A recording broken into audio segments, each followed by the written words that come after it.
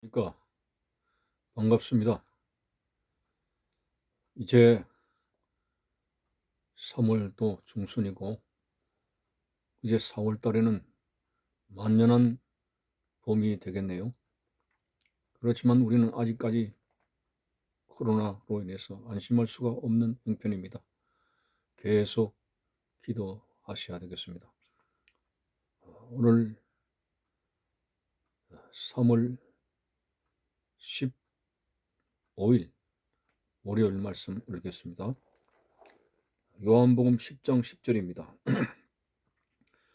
도둑이 오는 것은 도둑질하고 죽이고 멸망시키려는 것뿐이요 내가 온 것은 양으로 생명을 얻게 하고 더 풍성히 얻게 하려는 것이라. 아멘. 자, 도둑이 왜 각 사람의 집을 침범하겠습니까? 자신이 결코 노력하지 않은 것을 다른 사람의 피땀을 흘려 수고한 것에 훔쳐감으로 성취하겠다는 나쁜 마음이 아니겠습니까? 만일 도둑이 우리 집에 온다면 우리 집에 크다는 손해를 끼치는 것 외에는 아무것도 없습니다. 자, 오늘 본문에서 그렇게 말씀하고 있습니다. 도둑이 오는 것은 도둑질하고 죽이고 멸망시키려는 것뿐이다.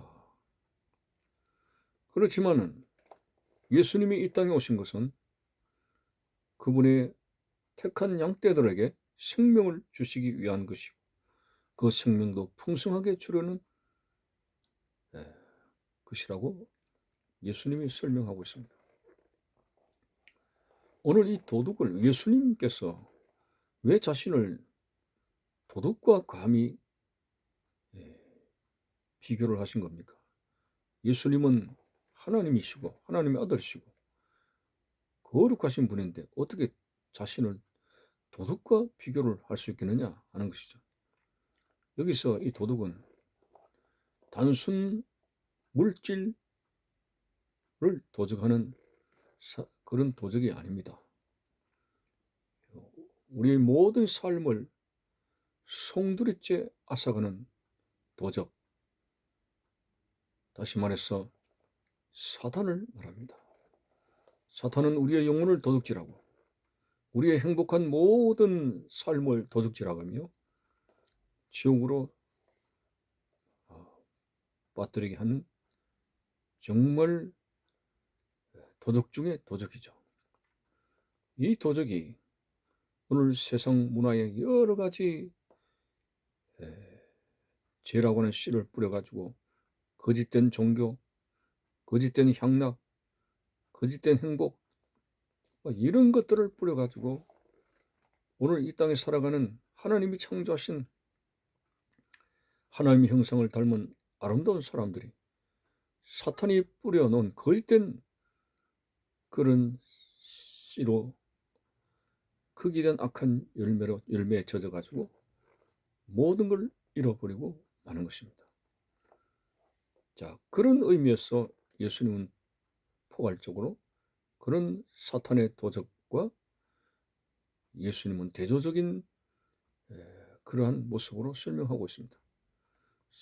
사탄의 도적은 우리를 해치고 우리를 죽이고 우리를 앗아가기 위해서 이 땅을 침범하고 왔지만은 저 먼 나라 하나님 나라에서 예수님은 그의 택한 백성들을 양떼로 삼아서 우리에게 생명을 주시기 위해서 자신의 생명을 버리신 참 우리의 영원한 목자로서 이 땅에 오셨다는 것입니다.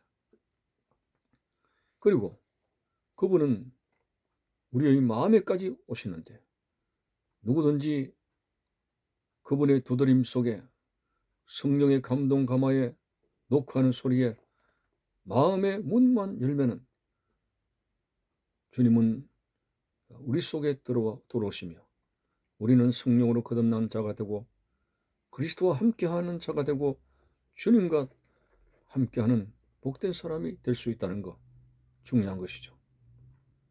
오늘 우리는 이 땅에 살아가면서 누구를 만나느냐에 따라서 우리의 삶의 행복을 좌우하는 때가 많습니다. 어떤 배우자를 만나느냐, 어떤 직장을 만나느냐, 어떤 직장 상사를 만나느냐, 어떤 친구를 만나느냐. 참 그 만남이라고 하는 것이 우리의 삶 전체를 뒤집어 놓을 수가 있을 만큼 매우 중요한 것입니다. 자, 오늘 우리는 이 만남이라는 관점에서도 내가 주님을 만나는 이 인생의 전무후무한 행복, 예수님을 만남으로 내 삶이 바뀌어지게 되고, 예수님을 만남으로 사망에서 생명으로 옮겨지게 되고, 예수님을 만남으로 말미암아 이제 절망에서 소망으로 천국을 향해서 나아가는 자가 되었습니다. 더욱이 우리가 무슨 영적인 눈이 밝아가지고 주님을 만나겠습니까? 주님께서 우리에게 찾아오심으로, 그분께서 우리에게 만나주심으로 우리는 손만 내미는 것에 불과하고 주님이 만나주심으로 우리가 만나게 되는 그런 영광된 삶을 가지게 되었습니다. 자, 거두절미하고 드리는 말씀은 어쨌든 오늘 우리는 세상의 수많은 사람들이 만나지 못한 예수 그리스도를 영접하고 만났으니 이제는 우리는 주님과 함께하는 소망 있는 자로서 주님과 함께하는 자로서의 삶의 모든 그런 자취를 가져야 된다고 하는 것입니다. 예수님은 한 번은 이스라엘 백성들이 거만하게 우리는 아브라함의 자손이다. 얼마나 거만했습니까? 그때 그들이 모순을 지적했습니다. 너희가 아브라함의 자손이면 아브라함의 자손답게 살아라고 했습니다. 오늘 그 말씀에서 우리는 주님과 함께하는 사람, 나를 만나주신 주님, 이제는 주님과 함께하는 사람으로서 주님의 삶의 발자취를 따라가며 말씀에 순종하는 그런 사람이 예수 그리스도인이고 성도라고 하는 사실입니다. 바울은 말했습니다. 내가 그리스도와 함께 십자가에 못 박혔느니 이제는 내가 산 것이 아니요 내 안에 주님이 사신 것이라고 했으니, 이 말씀은 이제는 자기의 정욕대로, 자기의 욕심대로, 자기의 위주로, 자기의 사상대로 살아가는 것이 아니라 자기 자신을 구원해 주신 예수 그리스도의 뜻대로 옛사람은 죽고 주님의 뜻대로 살겠다는 강력한 그러한 신앙 고백이고, 실질적으로 우리의 몸은 그리스도의 영이 계시는 그런 성령의 전인 것을 우리는 생각하면서 주님께서 세상 끝날까지 항상 우리와 함께 하신다는 이 사실 앞에서 성령께서 이끄시는 대로 우리의 삶의 발자취가 되어져야 된다고 하는 것입니다. 말은 예수 그리스도인이고, 말은 경건이고, 말은 하나님이고, 말은 예수님의 사람이라고 그렇게 하면서도 우리의 삶의 모든 패턴이 그렇게 되지 못할 때 굉장히 우리 속에서 우리는 양심의 고통을 받게 될 것입니다. 강력한 성령의 능력을 의지해서 사탄의 권세, 우리의 영혼을 도둑질해가는 사탄의 사슬에서 풀려나서 이제는 진리 안에서 진정한 아름다운 구속을 받으면서 말씀 안에서 주님과 함께하는 행복을 가지고 살아가는 우리의 모습이 되어져야 됩니다. 여러분, 신앙생활은 억지가 아닙니다. 신앙생활은 불행이 아닙니다. 신앙생활은 힘든 것이 아닙니다. 신앙생활은 행복이고 즐거움입니다. 보십시오. 베드로가 변화산상에서 예수님이 변화된 모습을 보았습니다. 모세와 대화를 나눴습니다. 엘리야와 대화를 나눴습니다. 바로 친구가 같은 모습을 본 것이죠. 그래서 베드로는 주여 이곳이 좋사오니 주를 위해서 장막을 짓겠다고, 여기가 좋사오니 너무나 행복해서 어쩔 줄을 몰라 했습니다. 초막이나 궁궐이나 내 주 예수 모신 것이 하나님 나라라고 했으니 주님과 함께하는 우리의 이 신앙생활이 근본적으로 행복해 하는 것이 맞습니다. 즐거워하는 것이 맞습니다. 주님께 드리는 것이 인색함으로 드리는 것이 아니라 기쁘고 즐거움으로 드리는 것이 맞습니다. 왜 우리는 하나님 앞에 예배할 때마다, 하나님 앞에 땀을 흘리고 시간을 내고 물질을 드릴 때마다 인색하고 아까워하는 잘못된 마음을 가져야 됩니까? 독생자 예수 그리스도는 우리를 위해서 아낌없이 살과 피를 모두 주셨는데 이 사실이 믿어진다면 우리가 왜 들을 때마다 하나님 앞에 인색한 마음이 되어져야 되느냐 하는 것이죠. 여러분들은 영생 얻는 하나님의 사람입니다. 사탄의 사슬에서 풀려난 하나님의 백성입니다. 모든 삶을 주님 안에서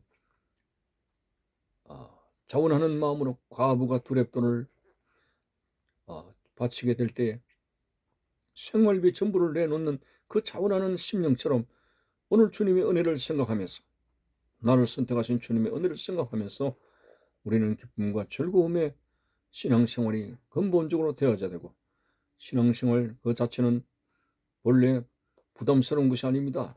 힘든 것이 아닙니다. 행복한 것입니다. 무거운 십자가를 지고 가면서도 우리는 성령 안에서 행복하는 것이 맞습니다. 사도 바울이 얼마나 힘들고 어려운 그런 사역의 길을 갔습니까? 그럼에도 항상 기뻐하고 범사에 감사한 것처럼 오늘 우리들도 주님과 함께하는 사람으로서 정말 행복한 신앙생활이 되어져야 됩니다. 주님과 함께하는 생활 맞습니다.